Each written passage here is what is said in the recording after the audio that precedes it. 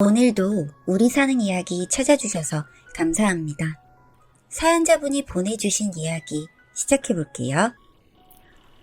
안녕하세요. 저는 35살의 남성입니다.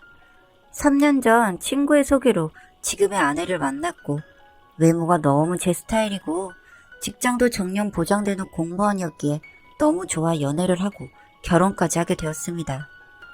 이런 좋은 여자인데 제 입장에서는 결혼을 마다할 이유가 없었죠. 그리고 그녀도 제가 싫지 않은 듯 보였습니다. 그렇게 불같은 연애를 하고 1년 만에 결혼식을 올렸습니다. 이때만 해도 전 세상을 다 가진 듯 모든 게 만족스럽고 행복했습니다. 예식장에서 전 신부 잘 만났다는 칭찬을 수없이 듣고 직장에 복귀해서도 부럽다는 말을 귀에 딱지 않게 들으면서 전 자연스레 아내란 여자를 제 사람으로 쟁취한 뿌듯함을 갖게 되었죠. 그런데 막상 같이 살아보니 꽤나 고집이 세고 자아가 강한 사람이란 것을 알게 되었습니다. 외동딸이라 그런지 뭐든 자기 맘대로였고 외식하는 메뉴도 본인이 내키지 않으면 절대 먹지 않았습니다. 처음엔 소식하고 몸매 관리하는 모습이 너무 대단해 보이고 멋져서 칭찬을 해주었는데 살아보니 같이 사는 사람이 더 스트레스를 받는 겁니다. 제가 뭘 많이 먹거나 아내가 싫어하는 삼겹살, 곱창이나 내장탕을 시키면 욕하면서 자리를 뜨거나 아예 며칠간 밥을 주지 않았습니다. 저도 사람이고 식성이라는 게 있는데 소고기 등심 200g만 먹는 아내 앞에서 삼겹살을 굽는다든지 그랬다간 며칠간 냉전을 가고야만 했죠. 사람에게 먹는 낙이 얼마나 큰가요? 그런데 이렇게 살아야 하니 정말이지 살아도 사는 게 아니었습니다. 술, 담배를 금하는 집안에서 자라서 그런지 제가 담배 피고 술 먹는 것까지도 절대 이해하지 못했죠. 하지만 그 외엔 돈 잘 벌고 집안 정리정돈, 인테리어 감각, 요리 솜씨 뭐 하나 나무랄 데가 없는 사람이었습니다. 저 말고 비슷한 성향의 남자를 만났다면 아내에게도 더 좋았을 텐데 일반적인 보통의 남자라면 어느 누구든 견디기가 힘든 그런 여자였습니다. 정말이지 저도 살다가 지쳐서 같이 부부 상담을 받아보고 서로 간의 대화를 나누었는데 장인어른이 직업군인이라서 워낙 엄하기도 했고 어릴 적부터 그렇게 성장을 해서 이제 와서 뭔가 변화를 추구하기에는 무리라고 얘기를 하더라고요. 그러던 중 아내의 직장에서 큰 비리가 터졌고 타부사에서 일어난 일임에도 엄청난 스트레스를 받게 되었습니다. 잠도 못 자고 먹지도 못해서 살도 빠지고요. 이렇게 스트레스 상황이 계속되자 그때부터 강박증 증세가 나타나기 시작했습니다. 게다가 거기에 더해서 의부증이 시작되어 안 그래도 힘든 제 결혼 생활이 이제는 피마르는 결혼 생활로 2차전을 시작하게 되었습니다. 결국 아내는 병가를 내서 휴직하게 되었고 그럼 좀 나아질까 싶었는데 웬걸요? 저에 대한 집착과 추궁은 점점 더 심해졌습니다. 한 번은 부서 여직원이 일 때문에 연락을 했는데 아내가 받고는 저에게 내연녀라는 둥 하면서 죽여버리겠다고 목을 졸라서 일주일간 목이 잠기는 일도 있었습니다. 처음이 어렵지 2번, 3번 이런 일들이 반복되다 보니 아내의 손찌검도 익숙해졌습니다. 사실 이게 아프기보다는 모멸감이 심했는데 어느 날은 저도 너무 화가 나서 처음으로 맞대응을 했더니 의자를 들어올려 저에게 던지더군요. 그런 모습을 보고 저도 살아야겠기에 그걸 피하면서 아내를 본능적으로 밀치고야 말았던가 봅니다. 그랬더니 그렇게 절 쥐어펴던 여자가 고고점 밀렸다고 화를 내면서 경찰에 신고를 하더군요. 뭐 그 일은 어찌저찌 잘 넘어가긴 했는데 저는 점점 아내가 공포스러워졌습니다. 이런 일을 저도 굳이 말을 하지 않았지만 어느 날 장인어른이 상처를 보시고는 물으시기에 저도 말해버리고 말았습니다. 그냥 하소연식으로요.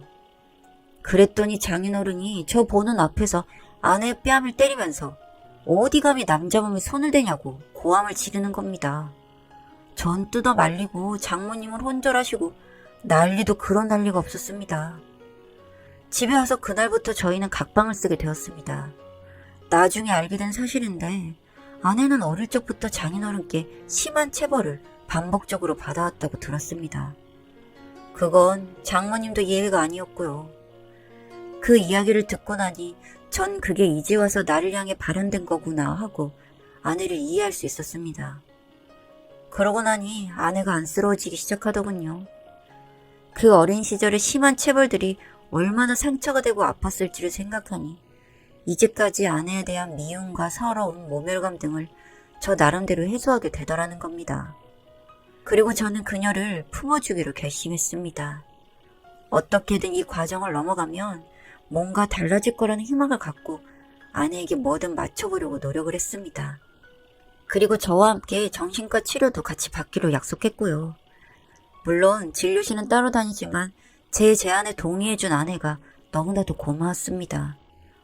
여기에 개인 심리상담도 병행했는데 그 상담하는 동안 내내 그렇게 눈물을 보이면서 통곡을 하더랍니다. 그 정도로 어린 시절의 상처가 마음 깊숙이 자리 잡고 아내를 평생 힘들게 했던 걸로 보였습니다. 아버지의 체벌로 혼자 자기 방에 들어가 일주일 동안 안 나온 적도 있었답니다. 고교 시절인데 모든 입시 교재를 갈갈이 찢어버려서 부모님이 새로 다 사주셨다고도 하더군요. 저는 지금부터 제가 노력해야 할 시기라고 생각했습니다. 그래서 밖에서 잠을 못 자는 아내였지만 캠핑카를 렌탈해서 둘만의 시간을 갖기도 하고 국내에 알려지지 않은 명소를 여기저기 자주 다녔습니다. 자연과 마주 대하는 게 늘어갈수록 아내가 점점 너그러워지고 있음을 저는 느낄 수 있었습니다. 물론 처음엔 사람들이 있건 말건 말다툼도 크게 하고 손이 올라갈 뻔한 적도 많았습니다. 하지만 아내의 아픔을 잘 알기에 눌러 참았습니다. 그렇게 여행을 다니면서 아내는 처음으로 해방감을 느꼈다고 하더군요. 어릴 적에는 말이 가족여행이지 부모님이 같이 계시는 것만으로도 숨이 갑갑했었다는 겁니다. 전 아내를 위해 모든 것을 다 희생하기로 했고 원치 않으면 아기도 낳지 말고 둘이 오붓하게 살자고 말했죠. 그러자 망설이더니 조금 더 생각해 보겠다며 고맙다고 하더라고요. 그렇게 마음을 조금 치유하고 나서는 복직을 하고 싶다고 하더군요. 사실 스트레스 받을까봐 고민이 많았지만 그렇다고 본인이 하려고 하는 일을 못하게 하는 것도 아니다 싶어 복직에 찬성을 했습니다. 그렇게 직장 생활을 다시 시작하려고 준비 중인데 그때 저희에게 큰 변화가 찾아와 버렸습니다. 네, 아내가 덜컥 임신을 하게 된 것이었죠.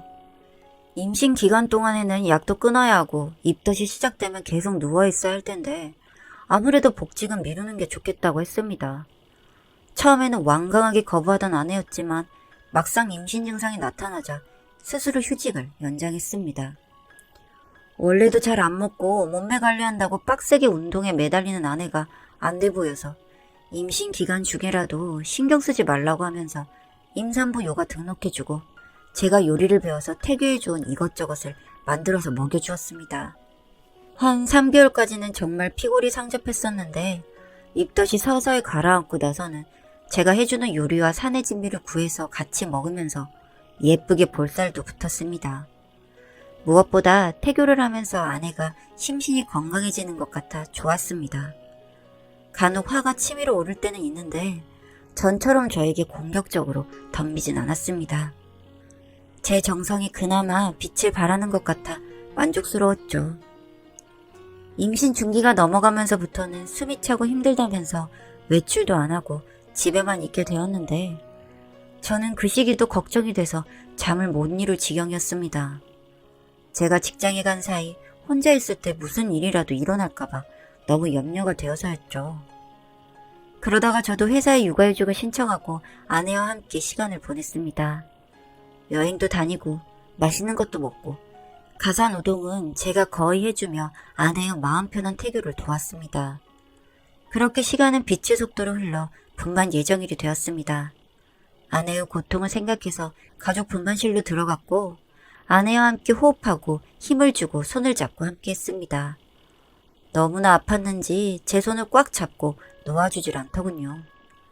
초산이라 그런지 18시간의 진통 끝에 딸을 얻었습니다. 눈에 넣어도 아프지 않을 예쁜 아기였습니다. 아내는 손발이 제대로 있는지 확인해달라면서 산소호흡기를 달고 연신 아기를 배 위에 놓고 쓰다듬었습니다.